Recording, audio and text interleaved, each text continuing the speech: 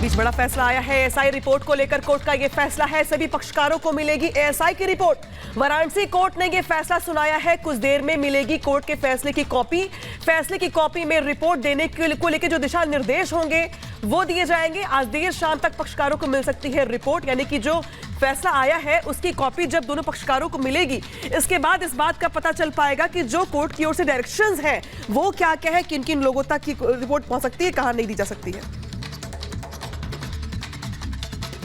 हमारे साथ खुद जो अधिवक्ता हैं विष्णु शंकर जैन, वो दिल्ली से सीधा पहुंचे हैं वाराणसी कोर्ट। हम इनसे जानना चाहेंगे कि क्या क्या हुआ सर।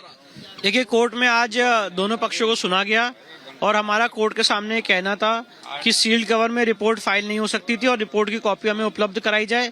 कोर्ट ने दोनों पक्षों को सुना और दोनों पक्ष ये मांग कर रहे हैं कि रिपोर्ट की कॉपी उनको दी जाए। अंजुमन इंतजामिया भी कह रहे हैं रिपोर्ट की कॉपी उनको दी जाए, हम भी ये कह रहे हैं। दोनों पक्षों में सहमति बनी कि ये सील कवर ओपन किया जाए और रिपोर्ट की कॉपी दी जाए। और आज कोर्ट ने दोनों पक्षों को सुना है और अभी ऑपरेटिव ऑर्डर कोर्ट जब पारित करेगा उसके बाद हम लोग सर्टिफाइड कॉपी अप्लाई करेंगे। डिमांड किए थे कि रिपोर्ट सार्वजनिक की जाए, तो सार्वजनिक करने में कहीं न कहीं एएसआई को भी दिक्कत है और मुस्लिम पक्ष को भी दिक्कत है। नहीं, सार्वजनिक करने पे एएसआई को कोई दिक्कत नहीं है। एएसआई को मेल करने पे दिक्कत थी, जिसपे एएसआई ने अपना ऑब्जेक्शन दर्ज कराया। सार्वजनिक करने पे मुस्लिम पक्ष को दिक्कत थी और हमने मांग ये नहीं की थी रिपोर्ट सार्वजनिक की जाए, हमने मांग की थी कि रिपोर्ट की कॉपी हमें दी जाए। सार्वजनिक तो हर एक चीज होती है जो कोर्ट में फाइल होती है, जब तक कोई कोर्ट उस पर गैग ऑर्डर ना लगाए तब तक वो चीज सार्वजनिक होती है। हर एक चीज जो कोर्ट में फाइल की जाती है वो इंडियन एविडेंस एक्ट के तहत पब्लिक डॉक्यूमेंट है। तो हमने मांग की कि इसकी कॉपी हमें उपलब्ध कराई जाए और हम लोग कोर्ट के आदेश का वेट कर रहे हैं। ये जो कॉपी आपको सर उपलब्ध होगी, ये कोई इंस्ट्रक्शन के साथ कुछ करेंगे या आपको इसे दे दिया? ये तो कोर्ट का ऑर्डर देखने के बाद पता चलेगा। फास्ट ट्रैक कोर्ट में भी एक मामला आया है जिसको कल रिपोर्ट सौंपनी थी, आज ही सौंप दी गई है। उस मामले के बारे में कुछ बताइए। अब वो मामले में आज रिपोर्ट दाखिल की गई है और उस मामले की सुनवाई कल है माननीय सिविल जज सीनियर डिवीजन के सामने फास्ट ट्रैक कोर्ट में। और उसमें भी जो वहाँ के पक्षकार हैं वो अपनी बात रखेंगे। वो 1991 में केस दाखिल हुआ था और उसमें 7 ग्राह्य की प्रक्रिया जीत चुके हैं। इलाहाबाद हाईकोर्ट ने कहा था कि उसमें रिपोर्ट दाखिल की जाए, उसमें रिपोर्ट फाइल हो चुकी है एएसआई द्वारा, वो भी सील कवर में फाइल हुई है और वहाँ पे भी वो लोग कल मुझे लगता है रिपोर्ट ओपन करने की बात करेंगे। तो विष्णु शंकर जैन को आप सुन रहे थे, हिंदू पक्ष के वकील हैं। कोर्ट के फैसले की कॉपी का इंतजार है। कोर्ट ने अपने आदेश में यह कहा है कि एएसआई की जो रिपोर्ट बंद लिफाफे में कोर्ट में सबमिट की गई थी, वो जो कॉपी है वादी और प्रतिवादी को मिलेगी और उसके बाद उसे सार्वजनिक करना है नहीं, किसी को बताना है या नहीं बताना है, इसीलिए सबसे प्राचीन नगरी है शंकर जी।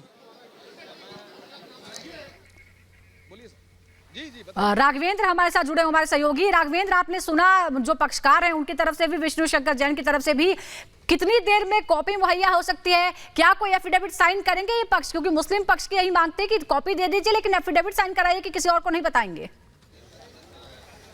तो राघवेंद्र के पास जाएंगे हम, लेकिन जो तस्वीरें बता रही हैं बताने के लिए काफी कि जिस तरीके से इस पूरे मामले को लेकर के कोर्ट का फैसला आया। हालांकि शाम तक जो डूज एंड डोंट्स होंगे वो भी यहाँ पे सामने आ जाएंगे कि भाई आपको किसको देना है, किसको नहीं देना है, कितना लीक कर सकते हैं आप। इन तमाम मुद्दों को लेकर के जो है कोर्ट का फैसला अब फिलहाल यहाँ पर साफ हो जाएगा शाम तक।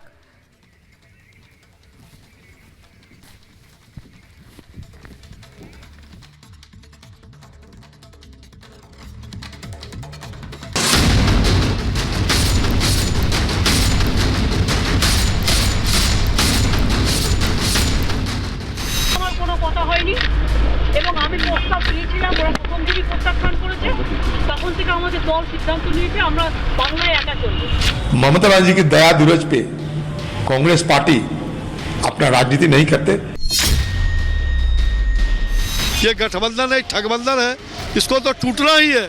ऐसा टूटेगा कि ये पूरी तरह से दांत मुंह सब झड़ जाएगा। इस प्रकार की कुश्ती और दोस्ती नहीं चलेगी। उनको कम से कम इंडी जोड़ो यात्रा निकालनी चाहिए, न्याय यात्रा बाद में करें। कोई विचारधारा को लेकर के एक साथ नहीं आए थे। जब कोई विचार नहीं होता तो उसमें बिखराव सुनिश्चित है। न कोई नेता है, न कोई नीति है, न कोई नियत है और कोई वैकेंसी भी नहीं है, तो ये सब अपनी जगह ही आपस में लड़ रहे हैं। 2024 में लोकसभा चुनाव में आम आदमी पार्टी के पक्ष में 13 नियुक्त। कि जो हमने कहा था कि खेला होवे, खेला होई और खेला होके, तो आप देखिएगा कि 25 तारीख के बाद कोई न कोई खेला होगा।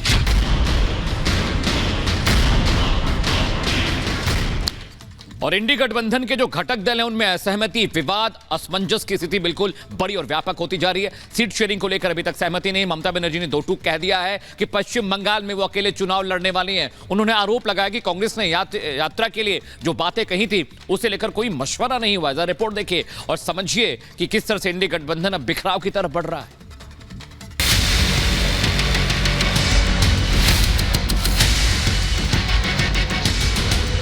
सीट शेयरिंग पर रार, गठबंधन में दरार। पश्चिम बंगाल में ठनी सीट शेयरिंग पर नहीं बनी। टीएमसी का गठबंधन से किनारा, ममता का एकला चलो का नारा।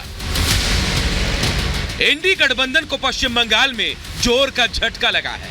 टीएमसी अध्यक्ष ममता बनर्जी ने एकला चलो का नारा देकर कांग्रेस समेत पूरे विपक्ष की टेंशन बढ़ा दी है। ममता के इस फैसले के बाद इंडी गठबंधन का भविष्य भी अंधकार में नजर आ रहा है। एकला चलो का यह नारा कांग्रेस और लेफ्ट से ममता की नाराजगी को भी जाहिर करता है। दरअसल दिल्ली में हुई इंडी गठबंधन की बैठक में ममता ने मल्लिकार्जुन खड़गे का नाम संयोजक के रूप में आगे किया था, लेकिन उनके इस प्रस्ताव को दरकिनार कर दिया गया।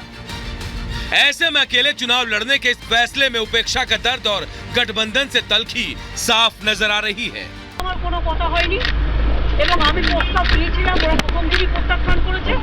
তখন থেকে আমাদের দল সিদ্ধান্ত নিয়েছে আমরা বাংলায় একা চলবো। ইভেন ওরা যে আজ থেকে র্যালি করেছে আমাদের একবার as a matter of country, আমি ইন্ডিয়ার অ্যালায়েন্স আমাকে একবার জানিয়েছে দিদি আপনার রাজ্যে যাচ্ছি, না জানায়নি। সুতরাং আমার সাথে কোনো সম্পর্ক নেই বাংলার ব্যাপারে। অল ইন্ডিয়ায় কি করবো না করবো আপনার ইলেকশন ভাববো। আমরা সেকুলার পার্টি, আমরা বিজেপিকে হারানোর জন্য যা করা হবে। কিন্তু এখন কোনো চর্চা নেই, মিথ্যে কথা, অ্যাবসলিউটলি রং। মিথ্যেটা আমি বলবো না, বলতে অ্যাবসলিউটলি রং। কোনো কাগজ এটাকে নিয়ে পলিটিক্স করছে, এটা রং। আর একটা কথা বলতে এই কাজের চেপকে নিয়ে অনেকে পলিটিক্স করছে।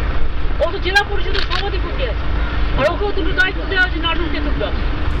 टीएमसी और कांग्रेस इंडी गठबंधन में शामिल तो हैं, लेकिन दोनों के बीच जुबानी जंग लंबे समय से जारी है। जहां ममता कांग्रेस को सिर्फ 2 सीट देने की बात करती रही, तो वहीं कांग्रेस नेता अधीर रंजन चौधरी ने समय समय पर टीएमसी पर तीखे प्रहार किए। ममता बनर्जी एक अवसरवादी नेत्री की नाम है। बीजेपी के साथ बंगाल में वो चुनाव बांटना चाहते हैं और ध्रुवीकरण की राजनीति ममता बनर्जी को पुसाएगी। गठबंधन में ममता की नाराजगी से बीजेपी के बाँछें खिली हुई हैं। गठबंधन में ममता को तरजीह न मिलने के मुद्दे को बीजेपी ने जोरदार तरीके से उठाया, साथ ही कांग्रेस की मंशा पर भी सवाल खड़े कर दिए।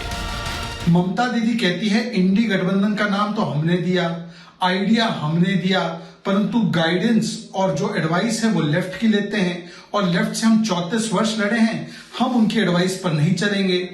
कभी अधीर रंजन चौधरी कहते हैं कि टीएमसी कैंसर वाली पार्टी है, कभी राष्ट्रपति शासन की मांग करते हैं और कभी ये लोग दिल्ली में दोस्ती करते हैं।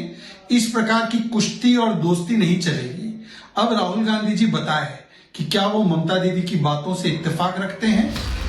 गठबंधन का हिस्सा होने के बावजूद कांग्रेस ने अपनी यात्रा की जानकारी पश्चिम बंगाल की मुख्यमंत्री को नहीं दी। देश की सियासत में ममता के कद की ऐसी उपेक्षा ने ही उन्हें एकला चलो की राह चुनने पर मजबूर कर दिया। ममता बनर्जी के तल्ख तेवर देखकर कांग्रेस के पसीने छूट गए। न्याय यात्रा के बीच ही ममता को मनाने की कवायद शुरू कर दी गई है।